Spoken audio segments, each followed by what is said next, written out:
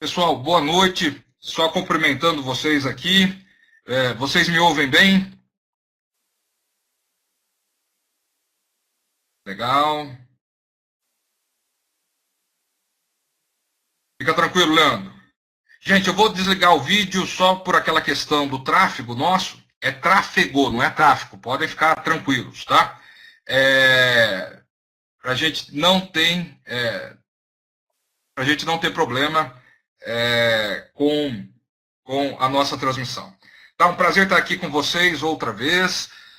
Saí agora da turma A, vamos fazer esse bate-papo com vocês aqui na turma B, tá? Já muito influenciado pelo que eu vi na atividade 1, gostei muito do que vi e já estou usando alguns daqueles subsídios para incorporar nas nossas aulas, e a gente também tem um trabalho grande com os outros professores de socialização, tá?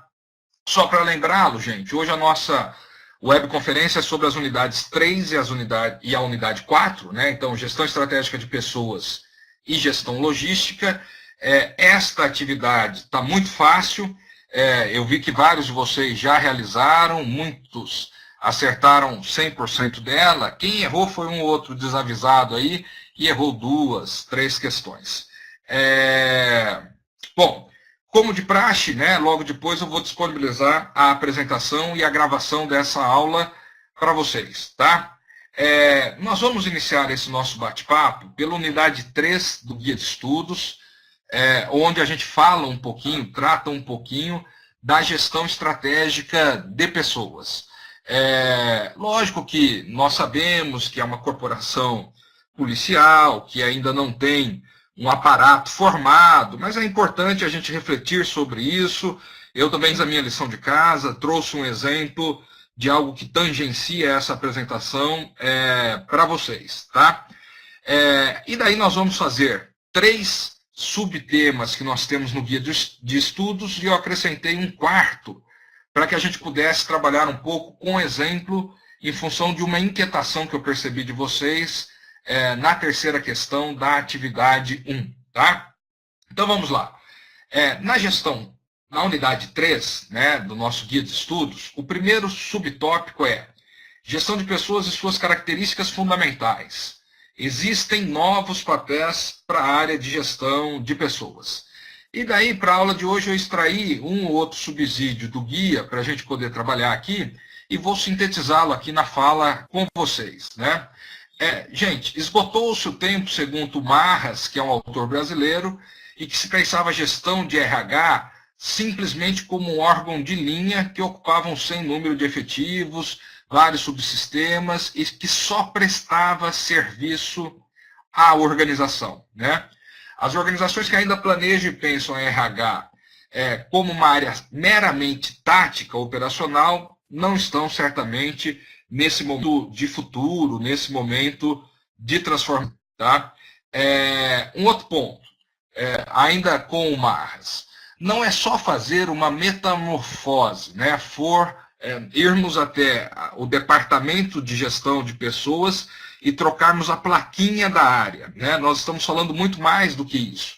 Nós estamos falando do renascimento, de uma nova visão da área de gestão de pessoas, que muito mais do que administrar os trabalhadores, esta área vai dar suporte para aquelas ações previstas em tudo que vocês me descreveram lá nas 2 questões iniciais da atividade 1. Então, é ela que vai formar competências, é ela que vai associar os policiais às estratégias definidas. Vocês me falaram tanto do planejamento estratégico que eu baixei, já analisei ele, achei muito interessante, pessoas estão contidas lá, e, de repente, até nós trabalhemos alguns aspectos deles no nosso próximo encontro. Tá? Então, a nova visão de gestão de pessoas trata-se de uma nova filosofia, né? Na turma anterior me perguntaram se era só retórico, né? Não, nós não estamos falando de algo retórico, nós estamos falando, por exemplo, do oficial responsável pela área de gestão de pessoas compor também o Estado-Maior, né? Assim como nas empresas ele compõe o board, né? Aquela área, o grupo de executivos que tocam a empresas. Segundo as principais teorias, gente, nós precisamos caminhar para uma área de recursos humanos mais estratégica, mais inteligente, que seja capaz de ver, pensar e avaliar o ser humano. É um desafio enorme, mas a notícia boa é que já há muita ferramenta, né, disponível para tanto. O Marras ainda falou, precisamos romper com essa visão míope, anacrônica, de que pessoas são só custos, devem ser só mandadas, que nós não podemos ter um olhar diferente para elas. Eu sei que vocês vão ponderar comigo, professor, mas é uma corporação militar, né? Vou mostrar um exemplo para vocês também de uma corporação militar que se preocupa com isso. Nem vou falar muito das outras forças, eu sei que vocês ficam bravos, enciumados aí comigo, então nem vou citar muito, mas são boas referências para vocês. Bom, então esse RH que deixou de ser departamento de pessoal, uma área meramente burocrática, está se transformando em uma área que pensa pessoas, da mesma forma que vocês têm as áreas aí, que pensam tecnologia, que pensam operação, né? As corporações estão caminhando para áreas exclusivas, determinadas, para alavancar esse recurso tão importante para vocês, que é o contingente operacional.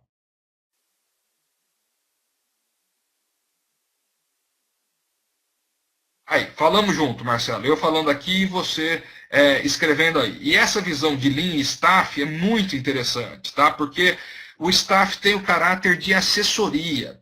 E nessas empresas ou organizações mais conservadoras, como são as forças policiais, as forças militares, às vezes a transformação vem pelo staff, né? É o staff que é o ferrinho de dentista, que é quem fica provocando ali aquela mudança.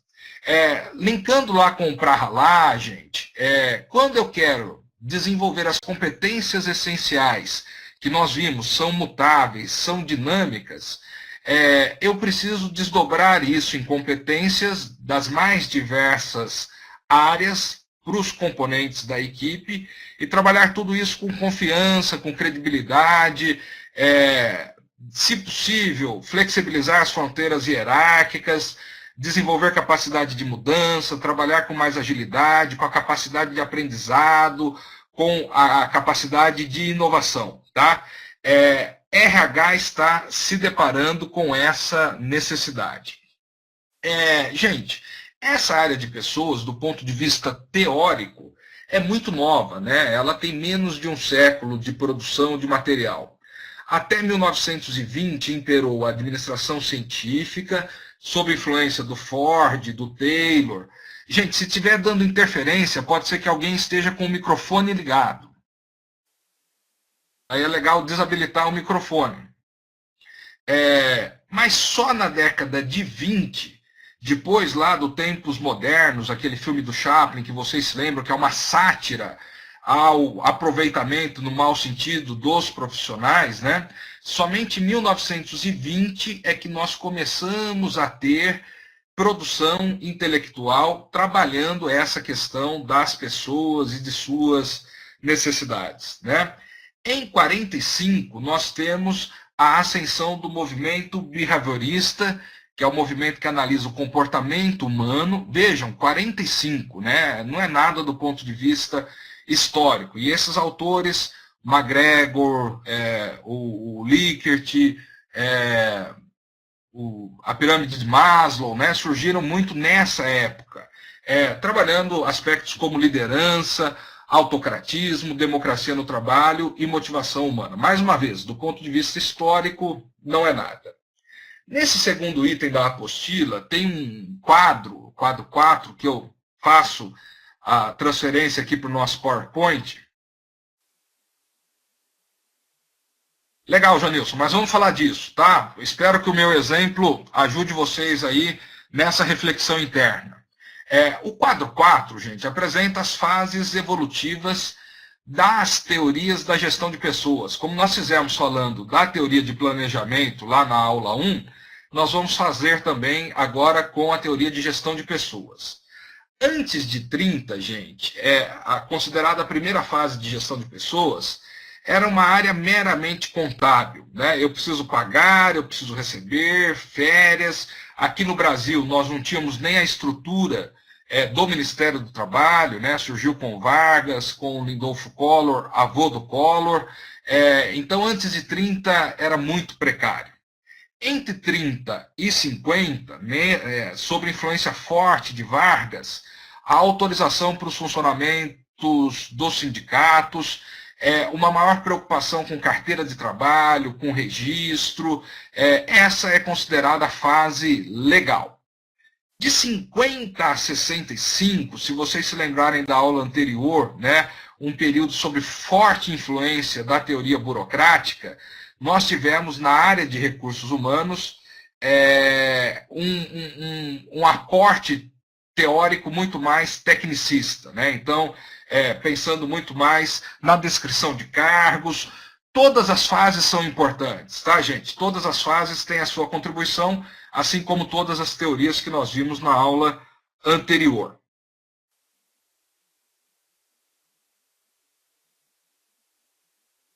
Eu estou lendo as observações de vocês aqui, tá, gente? Legal. Ótimo, Juvenildo. Sim, tem a questão do déficit. Ok, Alisson. Eu vou permitir vocês conversarem aí e vou entrando naquilo que eu julgar oportuno para o andamento da disciplina e tal. Essa reflexão é para vocês fazerem depois, fazerem no TCC, mas fiquem à vontade aí, tá?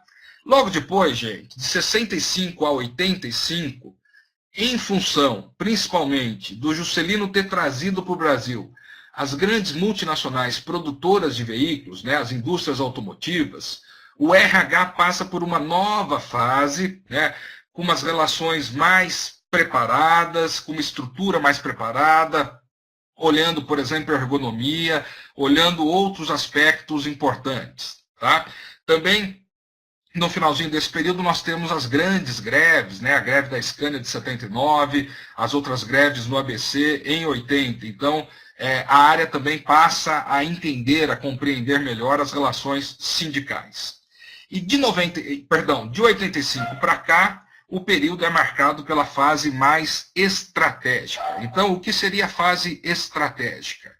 Eu tiro a principal referência, o principal homem responsável pela área de pessoas do tático e levo ele para sentar no board. Então, dou a ele orçamento, autonomia e falo, olha, gestão de pessoas é muito importante, nós precisamos de você no nosso estado maior aqui das empresas, das organizações.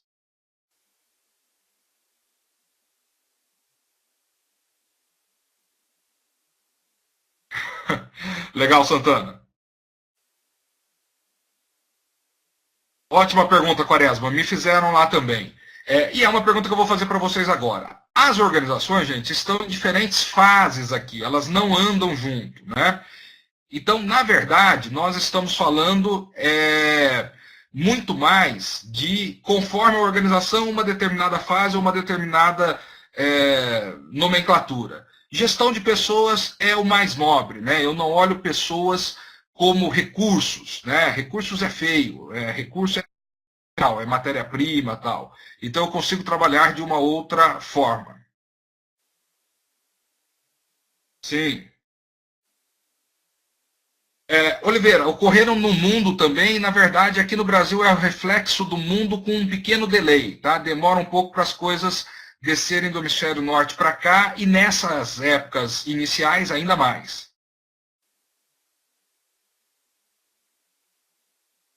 Só que recrutamento e seleção não é só isso que é RH, mas é muito importante, concordo com você.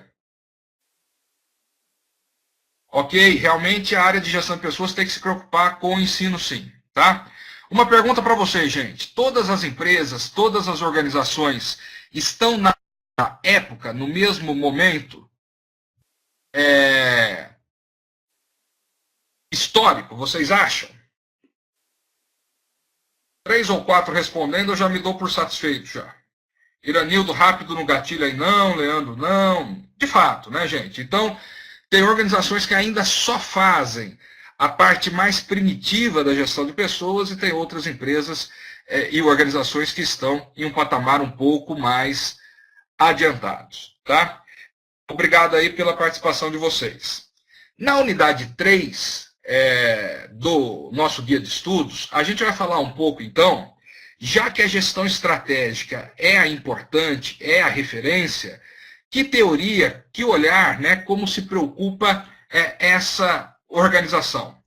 E aí eu trago um autor que é o Urich, né, que é um americano, que praticamente é o precursor do RH estratégico. Veja que as suas principais obras são do início dos anos 2000. Quem for tratar de gestão de pessoas, por exemplo, no TCC, esse é um autor importantíssimo, nós temos que ter ele, aí o Santos conhece. Eu gosto muito de citar que antes a gente estudava com autores já falecidos, né? Então o Urich é vivo, está no Brasil de vez em quando, participa de eventos aqui, de um evento, inclusive, que se realiza semana que vem, que é um evento de liderança da HSM. Tá? Então, Santos, me ajuda aí. E daí ele diz o seguinte, olha, gente, pensando na competitividade, pensando nessa questão que as organizações precisam ser avaliadas, têm os seus clientes, RH precisa se concentrar mais nos resultados do seu trabalho do que em executar melhor o seu trabalho. Né? Menos festa de fim de ano e mais argumentos, mais formação, mais avaliação, para que, de fato, a missão institucional possa ser cumprida. Tá?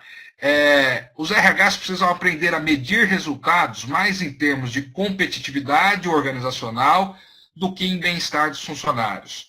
Há uma falsa verdade, né, que RH se preocupa só com o bem-estar dos funcionários. Não é essa a preocupação exclusiva. Lógico que a gente tem que pensar em bem-estar, em felicidade, ao IFT, né, Índice de Felicidade Total das empresas, mas alguns RHs param aí. Né, e, na verdade, a gente precisa trabalhar para que ele seja um artífice desse processo de transformação cultural das organizações.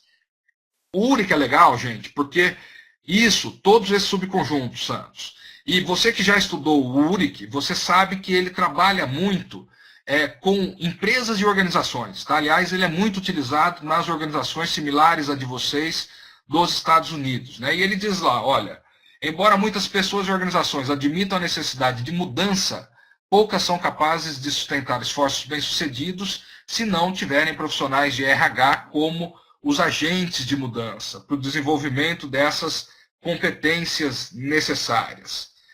Os profissionais de RH não conduzem à mudança, eles apenas ajudam vocês, que são o pessoal de linha, a trabalharem essas questões culturais e de transição, e tem muita ferramenta para isso, gente. Se alguém quiser estudar esse tema para o TCC, há uma infinidade, há bons artigos, inclusive de outras corporações.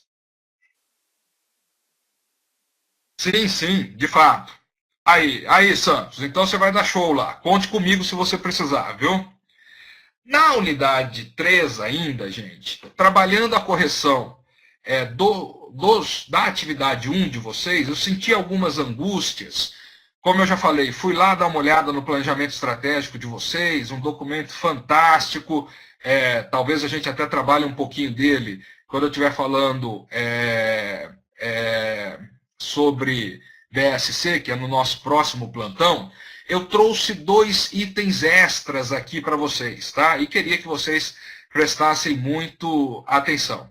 Ramos, mas mesmo em instituições com características mais paternalistas, já há indicadores, né? Então, eu sei que aí em Brasília vocês tiveram uma experiência não tão bem sucedida, mas, por exemplo, aqui em Minas a experiência de meritocracia, né, baseada na redução de indicadores, foi interessante, né? Então, nós temos algumas coisas legais, sim. Então, prestem atenção nessas 2 telas que eu vou apresentar para vocês agora, tá? Já naquela perspectiva de trazer também coisas práticas para vocês, coisas que facilitem o trabalho de vocês aí. Um slide do TCU, tá? Foi um estudo bem legal, e eu estava analisando liderança pública com outros alunos, E daí, olha só, o TCU fez um levantamento com 305 organizações da administração pública federal, e olha a constatação que não é muito diferente da que vocês terão, né? 65% dessas organizações não avaliam o desempenho dos gestores, tá? A gente está falando de um corpo de 20, 30 gestores por organização. Ou seja, não há alinhamento, né? 46% não avaliam dos servidores. 75% não escolhem gerentes a partir das competências. 76% não desenvolvem o processo sucessório. 76% percebem lacunas na formação de competências dos servidores e 83% não tem um instrumento formal de reconhecimento para os servidores que têm alto desempenho. É um estudo recente, eu não me lembro a data, foi até uma falha, devia ter colocado aqui a data, mas eu trabalhei o ano passado com esse estudo, ele com certeza é de 2010 para cá, mas mostra um pouco uma realidade, né? Bom, com base nisso, gente, eu vou falar para vocês de uma ferramenta que é muito interessante, utilizada há alguns anos. Com certeza o Santos vai conhecer, utilizada há alguns anos no meio privado. Clima é importante também, viu, Calçado? Não, só forças federais, Costa.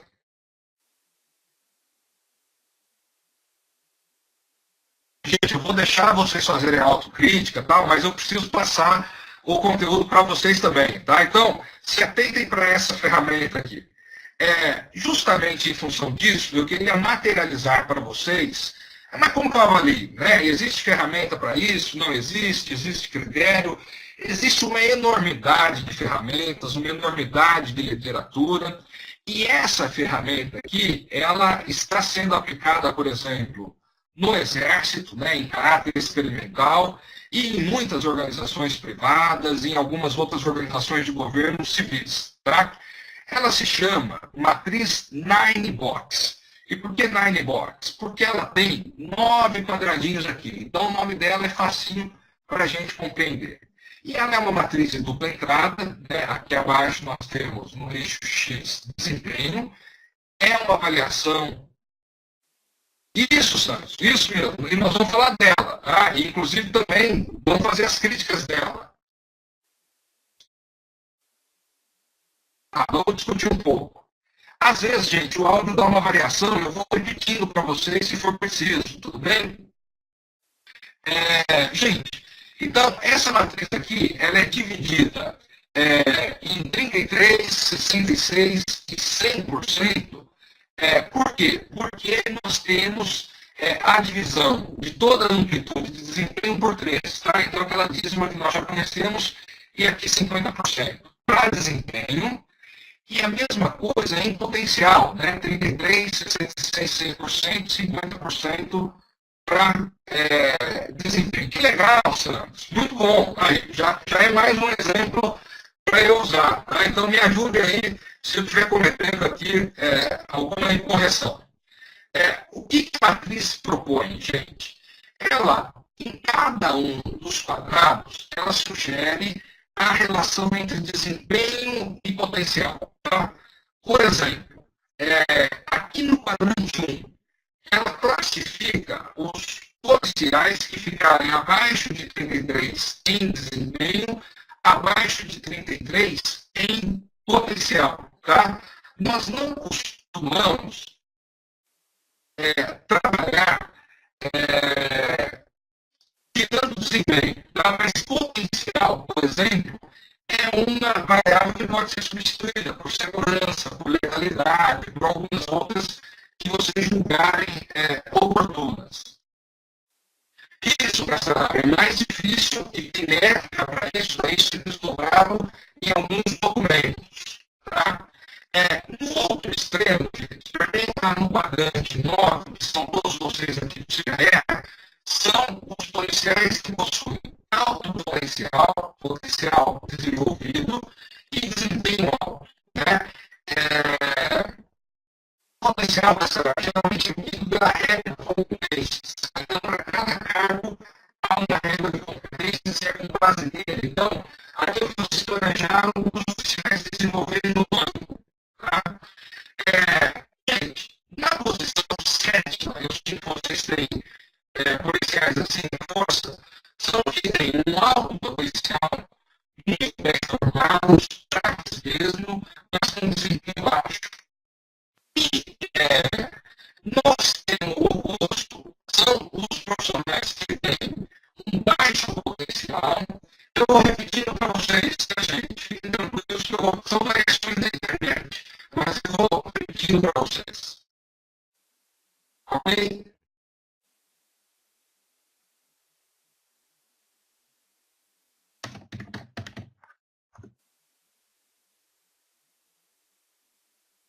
Gente, ouvindo agora?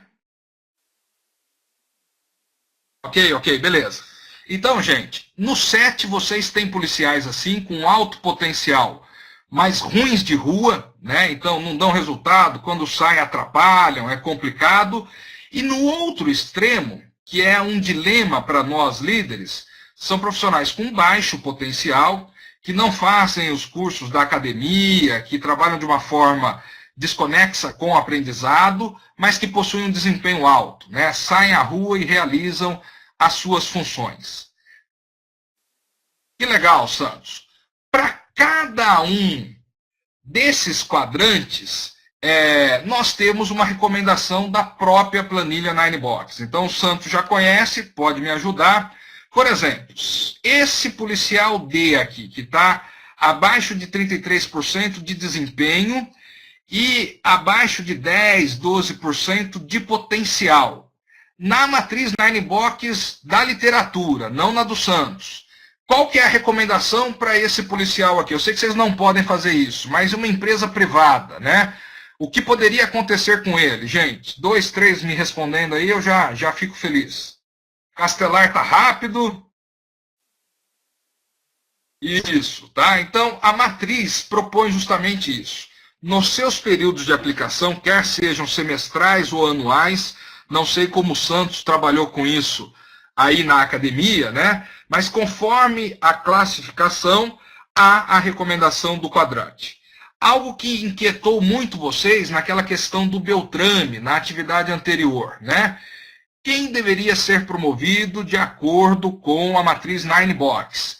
O policial é F aqui, né? Aquele que concilia um ótimo desempenho com um ótimo processo de desenvolvimento. Esses seriam aqueles que seriam promovidos. Na posição 5, onde está o policial C, é o meio termo, né? Precisa desenvolver para todos os lados. Posição 7 é aquele cara que precisa agir, ele é muito bom de prova, de teoria, mas não é bom de rua. Posição 3 é aquele que, se não aprender, não se reciclar, não se atualizar, pode pôr em risco toda a doutrina recente da corporação. E há as posições intermediárias. Uma pergunta para vocês. A área de gestão de pessoas. Pode ser assim, viu, Santos?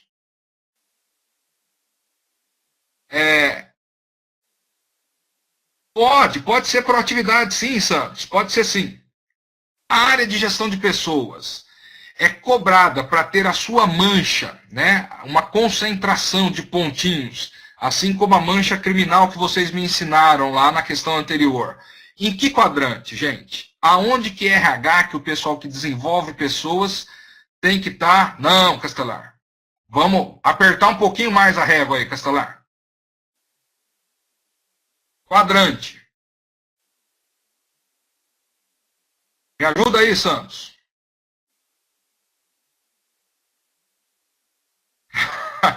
Não, Castelar. É lá no quadrante 9, gente. Então, as empresas cada vez mais e as organizações querem que os seus funcionários estejam aqui. A ponto de algumas corporações diminuírem o tamanho do 9, sabe? Deixar ele mais para o cantinho. Quanto mais o pessoal vai chegando perto, mais o quadrante 9, o Santos, que já conhece a ferramenta, o Leme Santos escreveu um livro falando Reinventando a matriz Ninebox, onde ele mostra isso. Ela não precisa ser linear, eu posso ir puxando ela. O Jack Welch, que foi Leme, Pode pôr Leme Consultoria Nine Box no Google que vai aparecer lá, um livrinho amarelo, isso. O Jack Welch, gente, que foi um lendário, acho que é com M só, que foi um lendário executivo da GE, todo mundo que estava no Box 1, ele demitia sumariamente todo ano e abria essas mesmas vagas para novas pessoas. Então eu percebi uma certa inquietação de vocês com relação à avaliação de desempenho e quis trazer uma das inúmeras ferramentas, e que bom que ela já é aplicada na formação de cadetes na própria organização, até para que vocês vejam que há áreas na corporação que já estão antenadas, que já trabalham com essa questão de uma avaliação mais criteriosa, mais instrumental, mais objetiva, portanto, menos subjetiva, né, que tranquiliza muito para quem realiza e para quem recebe.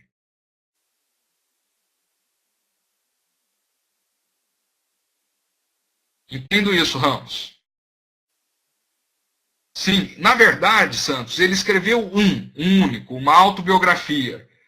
Mas ele é objeto de muitos livros. O biógrafo dele era o Robert Slater, e fez um trabalho fantástico, mas é fantástico, sabe? Nós vamos falar bastante dele ao longo do curso. Gente, para prestar um outro auxílio para vocês aí, me desculpem o bairrismo, né? Mas eu sou paulista, então não estou puxando a sardinha para o lado de Minas Gerais, não. Mas nós vamos ver agora, tomar contato agora, com uma apresentação que foi feita por uma coronel da Polícia Militar, do Policiamento da Região Metropolitana de Belo Horizonte, no Congresso Nacional de RH em 2013. O Santos, que é muito da área aí, talvez já tenha participado do CONAR, do Congresso. Eu tomei a liberdade de passar para vocês porque nós somos autorizados a usar a apresentação do CONAR para aulas, tá? Então, nós somos autorizados, mas eu tenho certeza que o pessoal aqui de Minas não negaria essa apresentação para a gente aqui também. A apresentação vai retratar um pouco da transformação do trabalho. Legal, legal. Deve ser parecido. O CONAR é o grandão, viu, Santos? É o maior. Essa apresentação aqui, gente, vai falar um pouco da transformação do processo de gestão de pessoas na APM de Minas Gerais. Lógico, gente, que quando nós preparamos uma apresentação como essa, a gente também não coloca os pontos negativos, a gente dá ênfase para aquilo que é o melhor, né? Então, nós vamos fazer a leitura dessa apresentação, mas com os devidos filtros, né? Afinal, nós estamos em um curso de altos estudos. Ela já abriu a sua apresentação dizendo, olha, mesmo na PM, que é uma organização, desculpa a expressão mais dura, né, consistente, nós precisamos gerir com emoção, mesmo nas estruturas policiais. Daí ela faz uma contextualização inicial, falando um pouco do aparato de Estado para a segurança pública, até para servir como pano de fundo da sua fala. Então, ela introduz o choque de gestão, que ficou famoso aí pelo Aécio e pelo senador Anastasia, né? Então, até 2003, já havia um pouco de confusão, porque tinha duas secretarias, a Secretaria de Segurança Pública, a Secretaria de Justiça e Direitos Humanos. Então, segundo ela, isso atrapalhava um pouco, e daí elas estavam todas ligadas com o governador, né? Daí o Corpo de Bombeiros também. A partir de 2003, há a criação da Secretaria de Estado da Defesa Social, né? E ela já começa um trabalho integrador de todas as áreas. Então, as outras secretarias existentes se transformaram em subsecretarias, e aí, como um interregno aí entre o governador, tá, a própria secretaria, aglutinando a PM, a Polícia Civil e o Corpo de Bombeiros de Minas Gerais. Não sei se ainda hoje é assim, mas o que eu preciso é mostrar para vocês justamente aquele momento, tá? Ela diz o seguinte, olha, houve o choque de gestão, que é muito controverso, muita gente reclama dele, e o objetivo era tornar Minas o melhor estado para se viver. Daí ela fala um pouco das subsecretarias, né, da Coordenadoria Especial de Prevenção à Criminalidade, e como nós estávamos em agosto de 2013, ela vai falar do que de fato mudou na polícia e em Minas Gerais nesse período de 10 anos. Eu só fiz alguns recortes de tela, tá, gente? Vou disponibilizar a apresentação para vocês. Aí são só alguns dados para vocês se contextualizarem, né? Então, ela fala da estrutura da PM. Em Minas, o pessoal da outra turma com a qual eu trabalhei, disse que vocês têm aí uma relação grande, né, com o 16º de Unai e de Uberlândia, né? Então, é essa a divisão.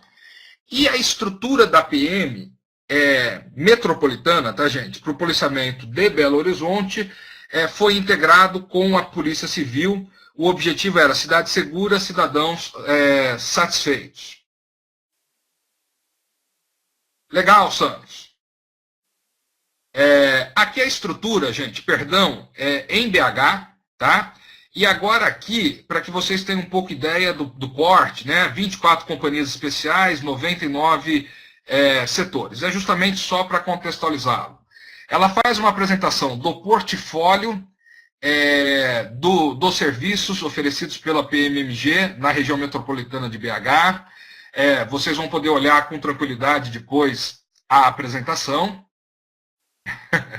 Eu sei, da Andréia, mas lá aparentemente eles disseram que sim, né? Um portfólio de serviços, então, deles, chegando até no recobrimento, no administrativo e no de ensino.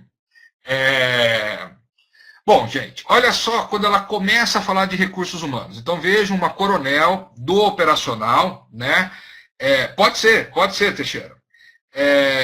Não, gente, né, em casamento dá problema. Então, imaginem, né, em trabalho de forças. Isso é comum.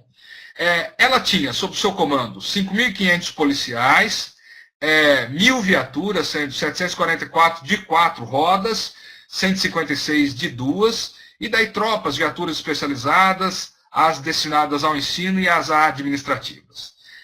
Ela fala um pouco da atividade operacional que ela tinha sobre sua responsabilidade. O policiamento ostensivo. Vejam que a gente estava em agosto de 2013, né? Então, logo depois das manifestações de junho. Então, ela disse, olha, além de tomar conta do ordinário, eu tenho também o acompanhamento dos movimentos sociais. Que legal. E tenho também o policiamento nos grandes eventos esportivos e culturais que vão acontecer, que vocês passaram pelo mesmo movimento aí, né? Ela retrata um pouco, contextualiza um pouco as manifestações de 2013, e daí ela diz o seguinte, olha, nós fomos aprender com as manifestações e com os movimentos sociais. Bom, primeiro, o que os movimentos sociais refletem, né? Isso daqui se conecta muito com a terceira questão da nossa atividade anterior, tá, gente? Há uma insatisfação. Eu também não lembro, mas está no final da apresentação, Santos.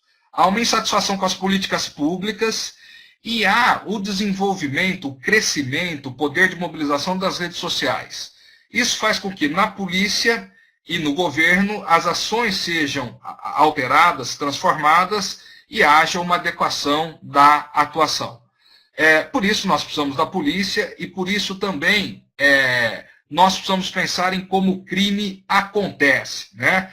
Vocês estudam isso muito mais que eu. Meu objetivo aqui é usar como pano de fundo de RH, mas ela diz que um crime acontece porque tem uma vítima vulnerável, um ambiente favorável e um infrator motivado. É doutrina, né? Bom, daí ela diz, para tudo isso, gente, para esse contexto, a gente tinha que investir em pessoas, tinha que investir, tanto é que ela está em um congresso de recursos humanos, e ela faz uma autocrítica interessante. Ela fala, olha, a instituição teve que aprender, né, a trabalhar com os movimentos sociais.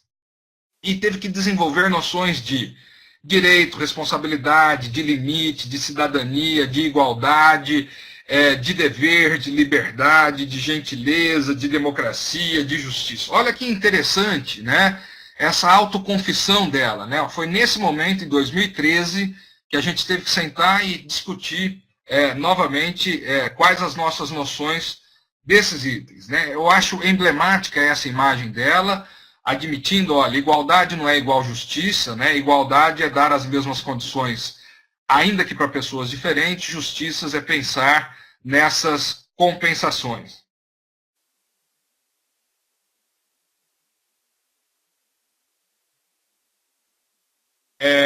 Bom, e daí ela diz, o que vimos, né? Quando nós fomos trabalhar internamente, agora vai sobrar para vocês aí também um puxãozinho de orelha, né? Ficam falando só do comando e tal, né? O que vimos na força?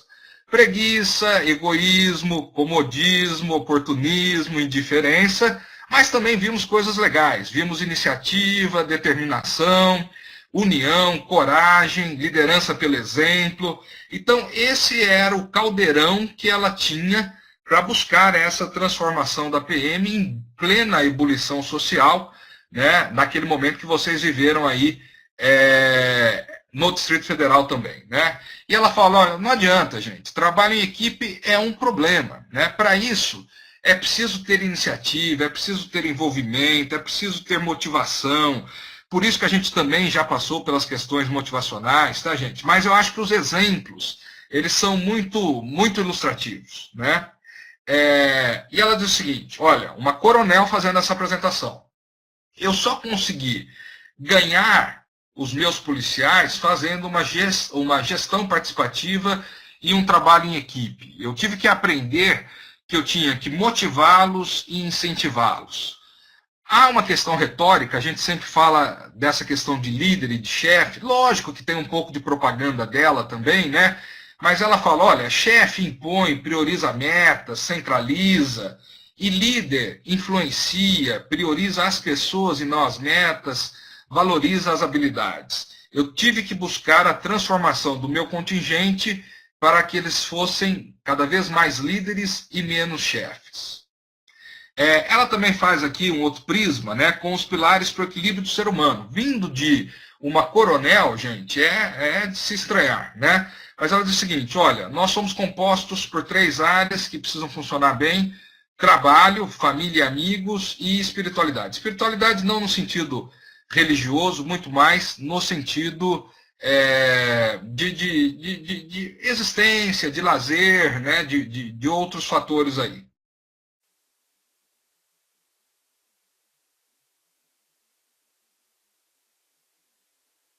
Gente, por fim, na sua palestra, ela, já finalizando quase, ela também fala que todo comandante lá precisaria ser ou possuir as habilidades de um gestor de pessoas. Né? Então, olha como ela descreve. Atributos para o sucesso de um comandante, de um diretor, de um chefe, de um líder, de um coordenador, e daí ela traz para o ambiente civil, de um gerente, supervisor. Todo mundo precisa conhecer as pessoas, identificar nas suas equipes os talentos, uma vez conhecendo as pessoas, entender suas necessidades, porque é lógico, né? É óbvio. Pessoas mais felizes também são mais produtivas.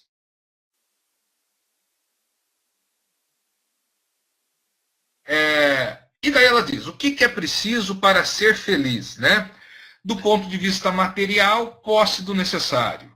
Do ponto de vista espiritual, consciência tranquila e fé no futuro. Né? Crença de que os valores são perenes, de que as estruturas são perenes, são fidedignas, tal.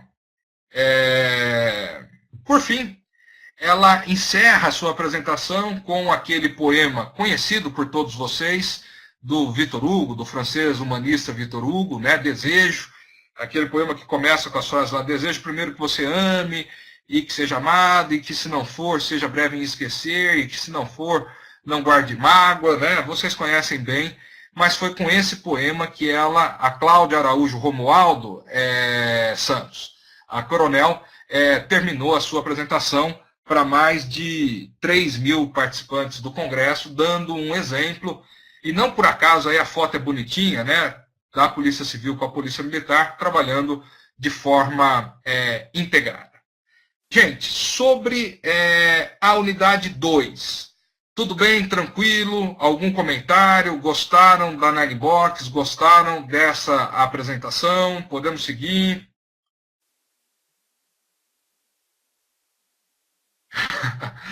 Legal, Antunes.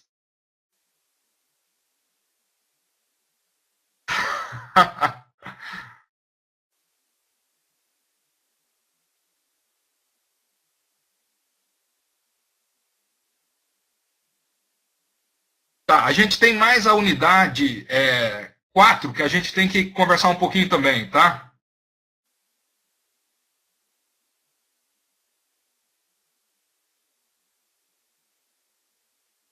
Que bom, Nobre, que bom. Pode falar, Santos. Vamos para a logística.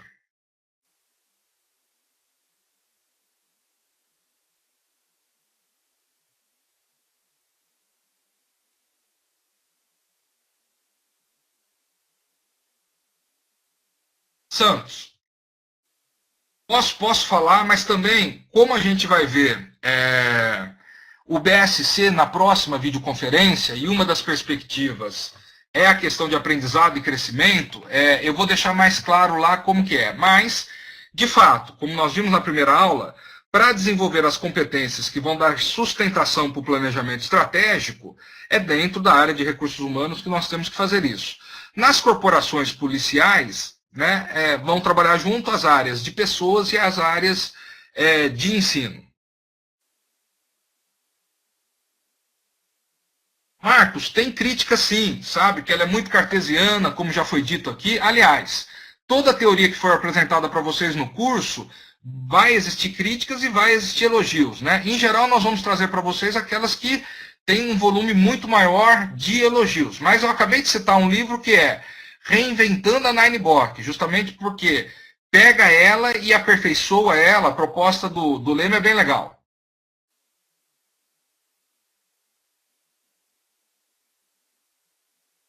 Sim.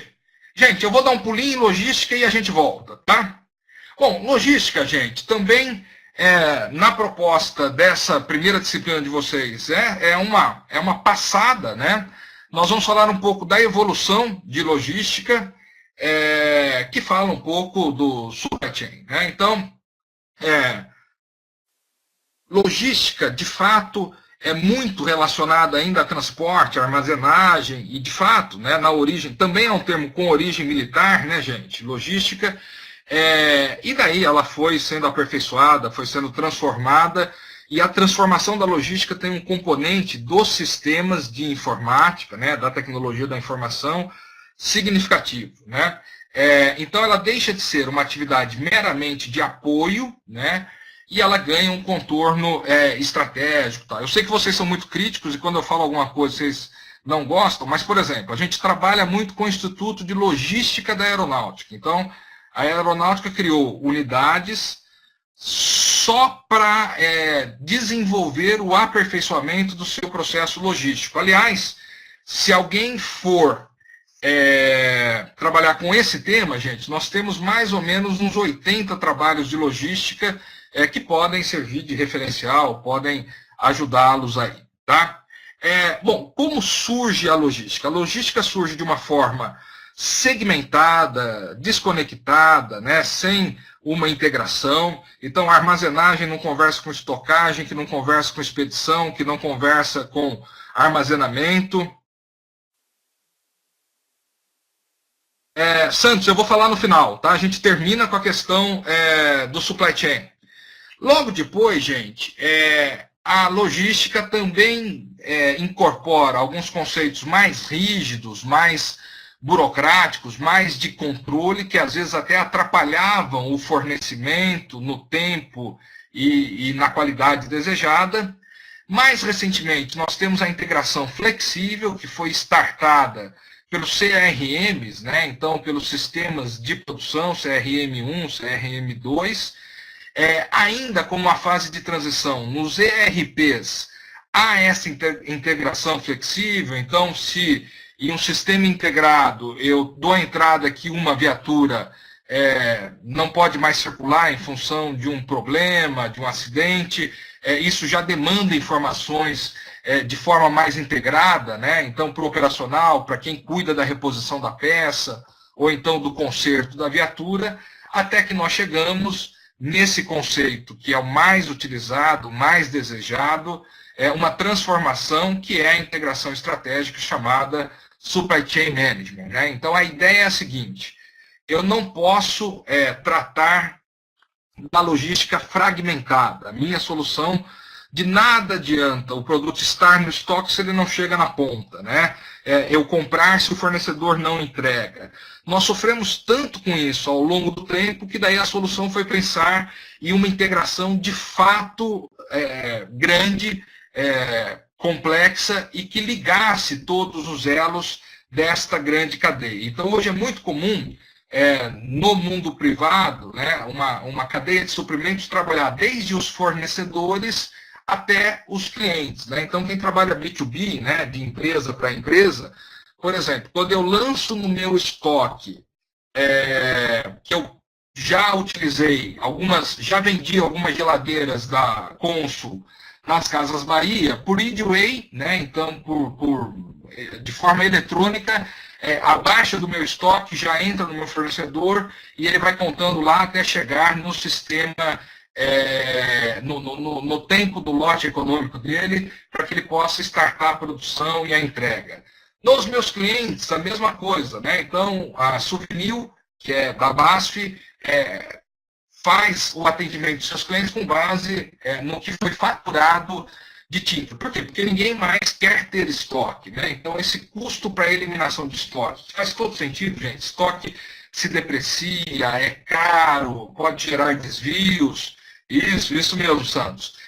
Se eu tenho uma logística preparada para me atender com estoque zero, como o Ramos está dizendo, estoque zero é meio que metafórico, né, Ramos?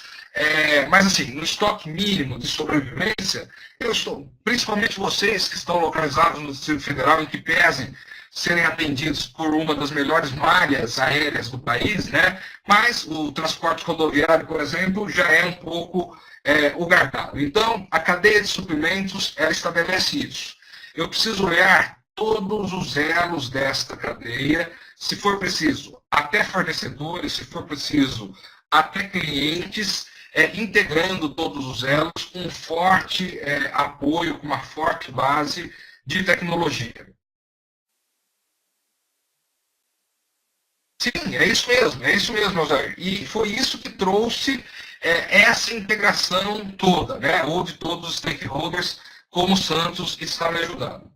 Foi a partir do conceito de cadeia de suprimento, gente, que o Godard, que me foi lembrado na turma A, né, por um de vocês, que foi aquele físico israelense que estudou a teoria das restrições, né? Então é fantástico. Quando a gente estuda a cadeia de suprimentos, nós vamos lá no Godard para estudar, olha, quais são os elos fracos, ou seja, as restrições da minha cadeia de suprimentos. E daí a gente passa a identificar da mais complexa, da mais impactante para menos impactante, e busca o trabalho de cadeia de suprimentos, na verdade, é um monitoramento contínuo para que eu elimine essas possíveis restrições, esses possíveis problemas de fornecimento.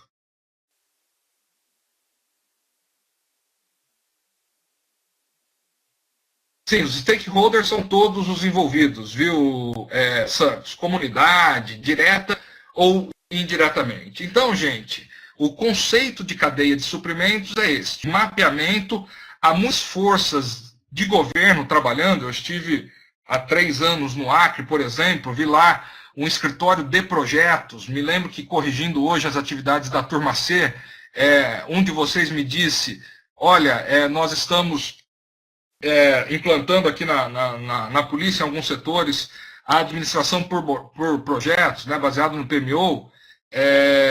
Então, cadeia de suprimentos, na verdade, o desenho, na verdade é um desenho crítico, né, ou seja, o redesenho da cadeia para que a gente possa trabalhar de uma forma equilibrada, com poucos recursos, otimizada, com muita informação e que atenda no tempo certo. Agora faço também as perguntas sobre...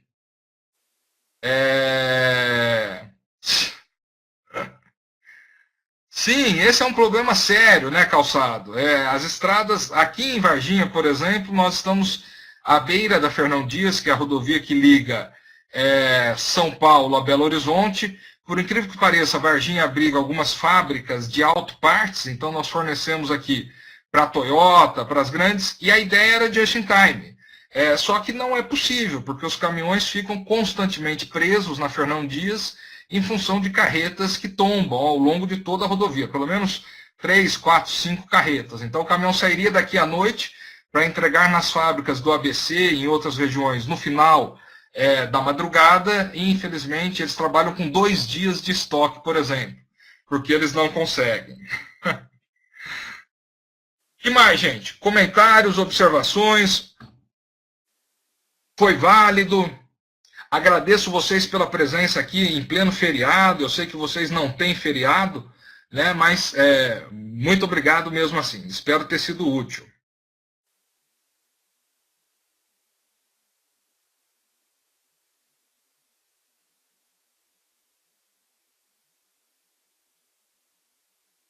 Deixa eu só ver, porque agora está aqui. Concordo com relação aos processos de compra, viu? De fato, está havendo uma transformação.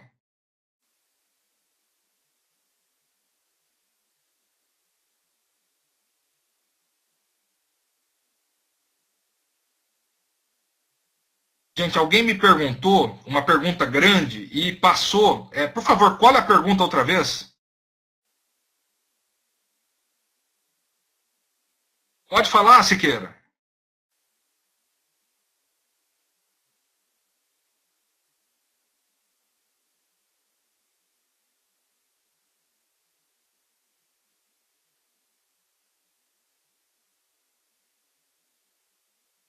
Sim, na verdade, Pinto, parabéns pela pergunta, tá?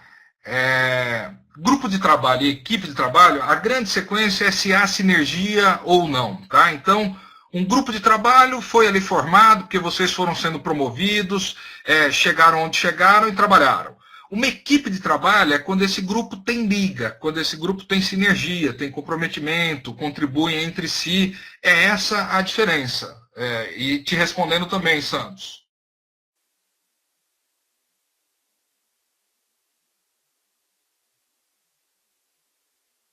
De todas as corporações, viu, Carneiro? Até daquelas que são civis.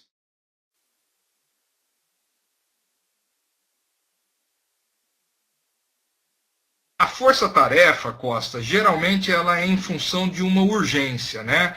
Em geral, as forças-tarefas trabalham em regime de equipe porque é necessário, dada a urgência ou a complexidade. Então, em geral, mas não necessariamente, não é uma regra, mas em geral, quando a água bate, o pessoal se torna equipe.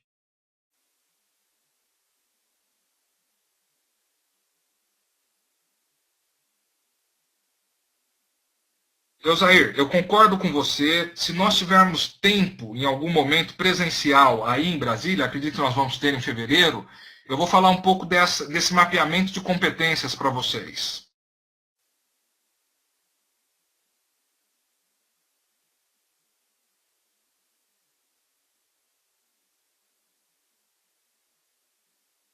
Sim, em geral é assim, Oliveira, por causa do turnover natural, e se não for uma empresa civil, por causa das transferências. Né? Vocês ainda têm uma característica que a área geográfica de atuação de vocês é relativamente pequena se comparada com de outras unidades da federação. Né? Em Minas, por exemplo, a transferência de um comandante de fato significa uma perda aí nas equipes de trabalho. Mas vocês ainda não têm uma amplitude tão grande.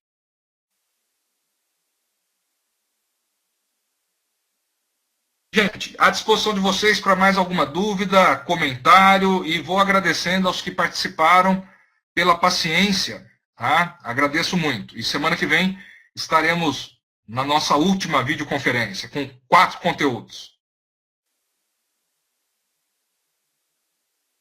Obrigado, Cacheta. Não precisa agradecer, não.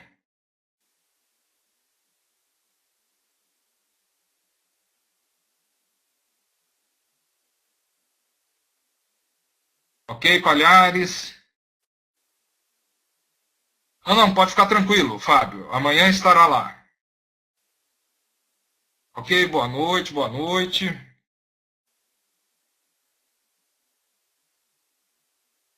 Boa noite a todos vocês, gente.